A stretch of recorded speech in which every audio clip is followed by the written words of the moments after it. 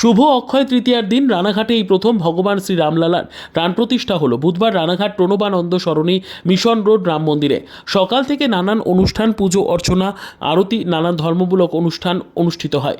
রানাঘাট রামনবমী উদযাপন সমিতির উদ্যোগে পাথরের মূর্তি রাজস্থান থেকে আনা হয়। আজ মূর্তির প্রাণ প্রতিষ্ঠা হলো। এইবার থেকে মন্দিরে প্রতিদিন পুজো অর্চা হবে। এই প্রসঙ্গে ডাক্তার চিন্ময় রায় কি জানালেন? প্রথমে আপনাদের চ্যানেলের সকল দর্শকের জানাই আজকে শুভ অক্ষয় তৃতীয়ার শুভেচ্ছা, শুভকামনা। আজ অক্ষয় তৃতীয়া। আমাদের এই রামনাঘাট রামনবমী যে আমাদের মন্দির আছে, সেই মন্দির আগেও ছিল, অনেক বছর ধরেই পূজা অর্চনা হতো 3 বেলা করে।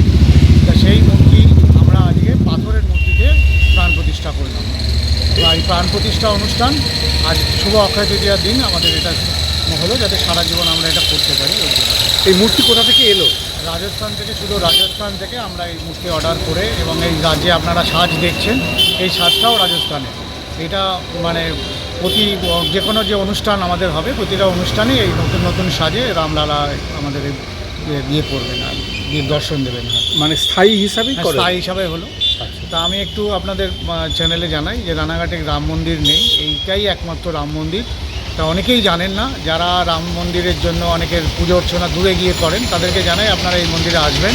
এখানে 3 বেলা পূজা অর্চনা হয়, এবং মন্দিরে আপনারা যদি কোনো দান করেন তাহলে মন্দিরটি আগামী দিনে আরও বড় হবে।